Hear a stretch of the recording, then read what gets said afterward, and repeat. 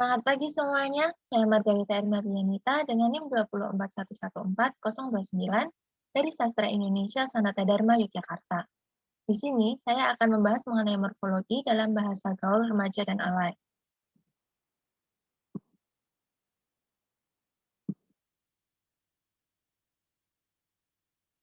Oke, lalu apa itu alay? Alay adalah sebutan istilah yang merujuk pada sebuah fenomena perilaku remaja di Indonesia. Alay sendiri merupakan singkatan dari anak layangan atau anak lebay. Istilah ini merupakan stereotip yang menggambarkan gaya hidup norak atau kampungan. Selain itu, alay merujuk pada gaya yang dianggap berlebihan dan selalu berusaha menarik perhatian. Seorang yang dikategorikan alay umumnya memiliki perilaku yang unik dalam hal bahasa dan gaya hidup. Alay sendiri biasanya merujuk pada kesenangan remaja. Biasanya, saat menulis akan menggabungkan antara huruf besar dan huruf kecil, akan menggabungkan pula antara angka dan simbol, atau menyingkat secara berlebihan. Lalu pandangan setiap orang bagi anak alay ini sendiri, biasanya orang pengguna bahasa alay itu dianggap merusak terhadap bahasa, adalah perusak terhadap bahasa. Namun, ada pula pendapat yang mengatakan bahwa pengguna bahasa alay ini adalah bentuk kreativitas dan pemberontakan terhadap aturan yang baku. Apapun itu, hal tersebut tetap saja menimbulkan kosakata baru yang kemudian dianggap lazim dan diterima juga oleh masyarakat saat ini. Hingga saat ini pun masyarakat banyak pula yang menggunakan kosakata tersebut. Misalnya saja penggunaan kata kamu yang ditulis menjadi kamu atau kamoh atau kamyu dan masih banyak lagi contohnya. Atau juga penulisan kata yang menggunakan angka-angka seperti tempat menjadi T4, sempat menjadi S4, atau cat menjadi C8. Mereka menuliskan kata-kata yang tidak mudah dimengerti oleh orang lain yang bukan termasuk orang alay.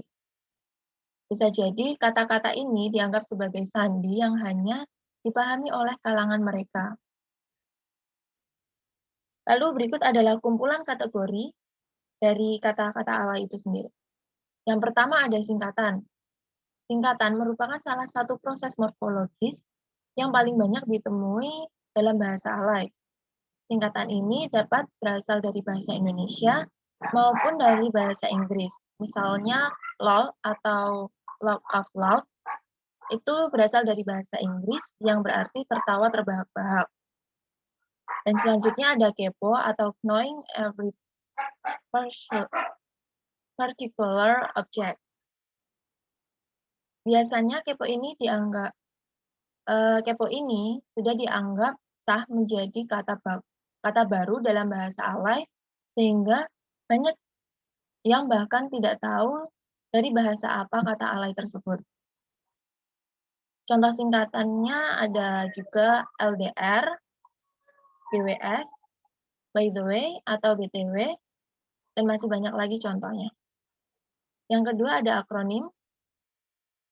Bentuk akronim dari bahasa Indonesia yang ditentukan pada bahasa gaul remaja terdiri dari 2 suku kata, 3 suku kata, 4 suku kata, dan 5 suku kata, ada pula yang 2 kata. Dari bahasa Indonesia terdapat pengakroniman Kamseupai yang berasal dari kata kampungan sekali atau udik atau payah. Anak layangan juga menggunakan kata-kata jones atau jomblongenes, mager atau malas gerak, dan masih banyak lagi penggunaan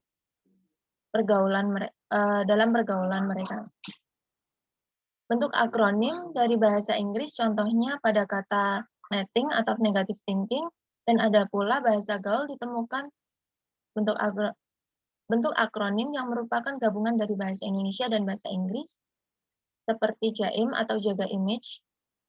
Kata jaga sendiri berasal dari bahasa Indonesia, dan image berasal dari bahasa Inggris. Yang selanjutnya adalah perubahan sebagian vokal dan konsonan.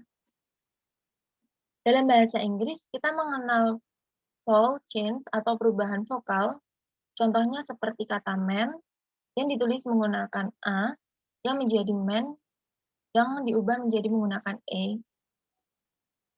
Dalam bahasa alay, pembentukan kata tidak hanya menggunakan perubahan vokal, tetapi juga menggunakan perubahan konsonan. Perubahan ini digabungkan untuk memodifikasi kata asal sehingga menjadi kata yang baru dalam kamus alay. Contohnya, repot menjadi rempong, sepupu menjadi sepupet, makasih menjadi makaci, enak menjadi endes, dan kali menjadi keles. Selanjutnya, ada pembalikan susunan morfem. Pembalikan susunan morfem juga terjadi dalam bahasa alay. Misalnya kata ucul atau lucu, sop berasal dari kata bos, sedikit berbeda, tapi juga termasuk dalam kategori ini, seperti bais, yang berasal dari kata habis, foil, yang berasal dari kata mobil, dan sabi, yang berasal dari kata bisa. Dari bahasa Inggris juga, mereka membalik kata slow menjadi wolless, yang artinya adalah santai. Selanjutnya, ada pengacauan makna. Istilah pengacauan makna ini memang baru, namun dalam bahasa alay terdapat fenomena penggunaan kata yang berbeda yang mengacu pada sebuah kondisi yang hampir sama. Contohnya adalah kata dikacangin. Kacang sendiri merupakan merupakan morfem yang berarti sejenis tanaman, makanan, namun jika ditambahkan di "n" menjadi di dan "n" akan menjadi dikacangin. Morfem kacang seharusnya tidak dapat digabungkan dengan konfiks "n", namun dalam bahasa alay ini dapat digabungkan dengan konfiks "i" dan "i", sehingga menjadi dikacangin. Makna tidak lagi berkaitan dengan bentuk kacang yang dapat dimakan, namun menjadi dikacangin yang artinya orang yang tidak dipedulikan oleh orang lain. Dan untuk kesimpulan hari ini adalah bahasa alay merupakan bahasa yang digunakan di kalangan anak-anak muda yang menamakan dirinya sebagai komunitas alay. Mereka menggunakan kosakata tertentu yang membuat berbeda dengan orang lain. Kosakata alay kebanyakan berasal dari bahasa Inggris dan bahasa Indonesia. Kosakata dalam bahasa alay terus berkembang sesuai dengan kreativitas penggunanya. Dan terkadang kosakata akhirnya diakui pula oleh orang-orang di luar komunitas alay. Meskipun demikian, setiap orang mestinya dapat membedakan konteks penggunaan kata-kata tersebut sehingga dapat berbahasa dan berkomunikasi dengan baik. Sekian dari saya, jika ada salah kata atau sikap saya mohon maaf. Terima kasih.